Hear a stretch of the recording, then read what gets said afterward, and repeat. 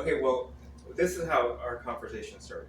Because you were talking about Camelback Mountain, Correct. right? And you're saying you're one of the only people One of the few that can go bottom to bottom in an hour. in an hour. And you've timed yourself? I have. Oh my gosh, that's awesome. No, that's very, very skillful. So what is the like method to preparing for something like that? Do you have to do something the night before? No, not so much. Not so much preparing mentally the night before. Truly, it's what started when I was 5, playing athletics, and I guess perfecting balance and agility, and never stopping after the collegiate stuff was over. Just staying in shape. I've, I guess, kind of trained myself to be able to pick out spots in between rocks without hitting the rocks to continue to fly down the mountain, so to speak.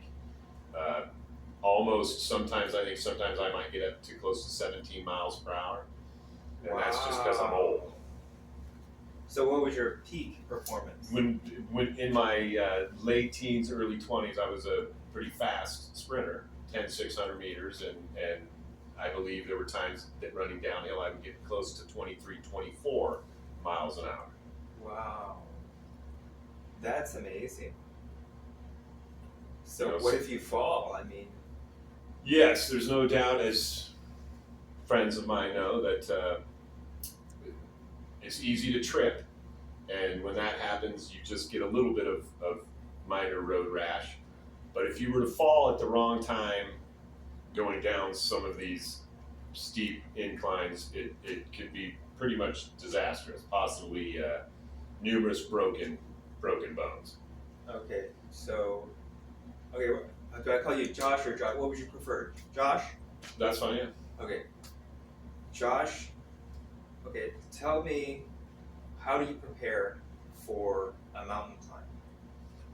So climbing is a little bit different than trail running. I do stretch at the bottom of the mountain for about 20 minutes, and while I'm stretching, I am mentally drawing a map of how I'm going to ascend from the bottom to the top. And at the end of the 20 minutes, when I figure out a way that looks the most safest, then I'm ready to go. A little bit of minor jogging to get the blood and the muscles warmed up, and then I pretty much just take a pretty aggressive line up the mountain. Very rarely do I go on the same line up. Oh, really? So it changes every now and then? Yeah. Okay, well, that's awesome. Now, do you climb with a buddy or is it just you? Yeah, the unique thing about climbing is, or I guess the actual term I've learned over the years from Army veterans, Navy SEALs, Army Rangers, elite force guys, they say it's actually called scrambling.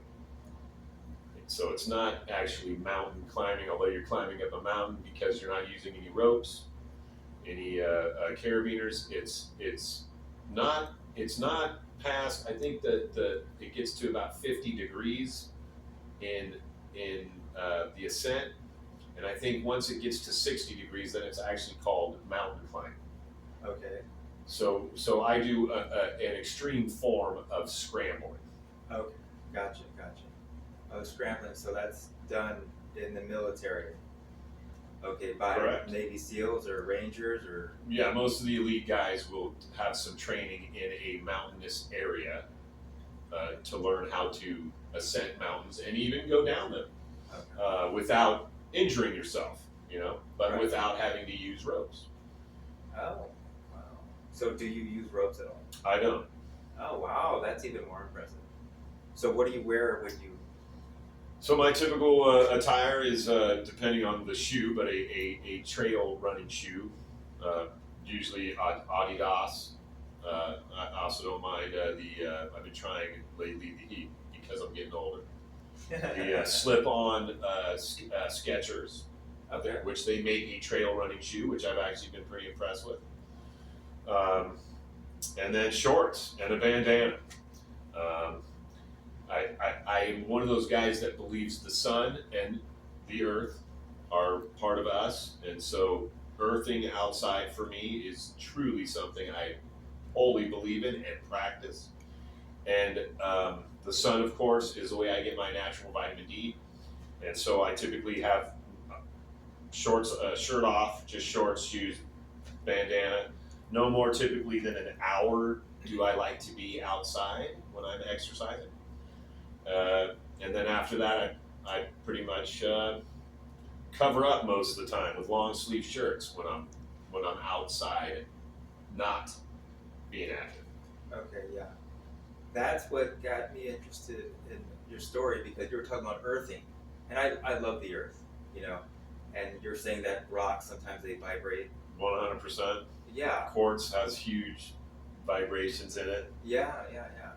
And I think I was telling you because you were like, this guy's not an idiot because, you know, you're saying something that's really like, you know, I mean, everybody can relate to this. Like, if you go camping, it's like you're 100% in nature. Totally ethereal. So that's what we were talking about. Like, I love being in nature, and because, you know, God has made nature, it's 100% perfect. So you're close to perfection, right? Yeah. So is that how you feel? There is no doubt when I'm going up or down a mountain or just trail running, even if it's somewhat relatively flat without a very extreme surface, that it is very easy to get into the zone where you truly forget everything and become one with your surroundings and nature and what the amazing the amazing human body is able to do on natural earth. And there's a term that we use when we were talking, right? Get lost. Get lost. Yeah. I love getting lost. Yeah. To really check out for an hour and. So that's what I like to do is do that alone, you know.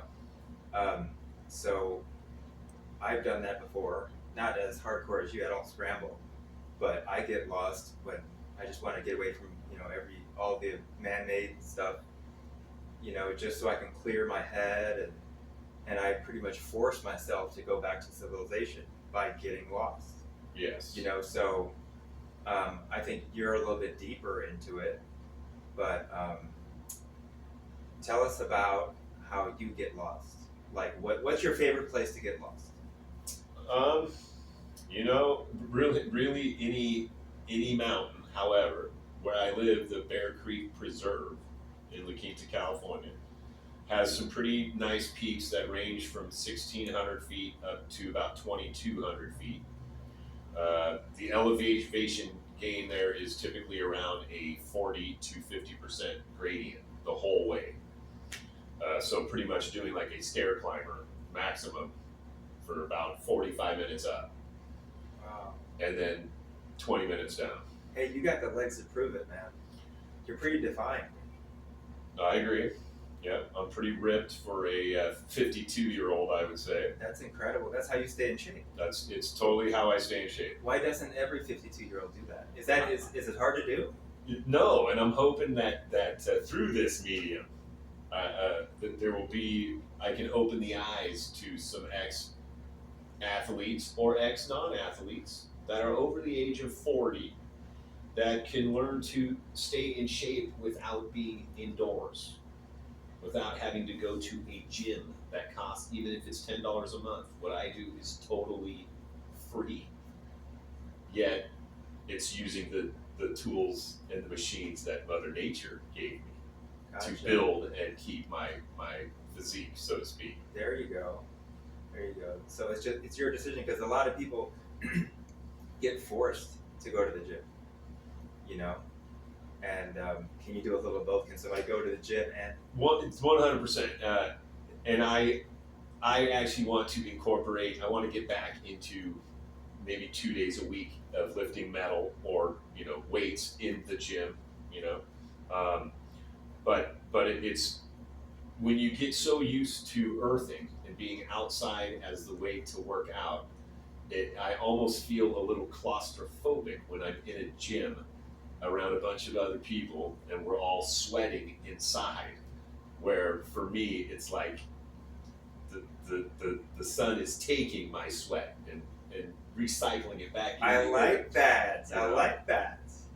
Wow, because all the gym bros might just get in your way. I mean, and I did so much of weightlifting from the time I was 13 to 24, playing football and track, that there is major benefits, but I think the one negative is being inside in an office, so to speak. Even with good ventilation, it's still air conditioning. Everybody's it's getting rid of CO2, which is fine, but I don't know how much benefits the air in a gym can have compared to being outside and Yeah, fresh air. it's truly fresh air. Yeah, no doubt. So, what would you suggest if you go scrambling to drink or to eat along the way? Or So I'm glad you bring that up, as a matter of fact, Justin, because I think there is a major misconception on what being dehydrated is. Okay. The reason why I state this is I very rarely, even when it's 100 degrees, take a fluid with me on my 45 or 1 hour journey. in the desert? Yes. Because I hydrate so much the night before and the 3 to 4 hours before my activity. Because then the body will naturally disperse as much water as it needs to keep cool before it goes into shutdown mode. And by being in shape, you can increase the amount of time that your body will slow the process of cooling itself based off of how much water you literally have in your tank, so to speak. And I think I've almost kind of mastered that physiological part of my body to combat extreme temperature. 110 degrees probably? Yet, as a matter of fact, Angela has witnessed me work out in 110 degrees at a high rate for 45 minutes to an hour. Probably burning close to 1,500, maybe 2,000 calories in that hour. Wow. So you have no problem gaining and losing weight whenever you want? Gaining it is hard. Oh, wow. But if I was to stop exercising, because I love food, I also enjoy some libations. Those build calories. But if I was to stop working out, which I did for a little bit in my late 20s and early 30s, there was a time where I kind of had a beer belly, and I wasn't in the greatest I can't imagine of you shape. with a beer belly. I wasn't in the greatest of shape, and it happened pretty quickly because of because I love to eat. Being half Sicilian, I love food and I love to cook, and who doesn't like to eat? And Right. But my metabolism is at a point, I believe, because of most of my life staying in shape, that it would be pretty hard for me to put on 20 pounds. Wow. Even Now if- that's a statement. I mean, that's not easy for anybody to say. It's easy for me to gain weight, and I'm thin. Really? I actually watch my weight. Yeah. I only eat 1 meal a day. I'm 2 a day. I'm a 2 meal guy. I like a brunch Okay. and a nice dinner, Mhm. big dinner. That's what I do. But a brunch, and it doesn't matter how much. Sometimes it's big, sometimes it's small. A lot of times I will base my caloric intake and what types of food I eat 24 hours before a specific workout, because that's really when it takes place. What you put in 24 hours, about 24 hours later is when it's ready to be expelled in the form of energy. I like that. Well, see, my trick is I don't eat meat every day. Me neither. So like maybe once or twice a week. So that's how I can keep the weight off. Are you So- naturally svelte though? Yeah. Yes. Naturally. Yes. I mean, as a kid and stuff, right? I was active. Yes. I played sports, and we had a big backyard, and the neighbors' kids would play, and the old school when kids used to play outside Yeah. instead of playing video games or being on their app. Totally. Crazy. Yeah.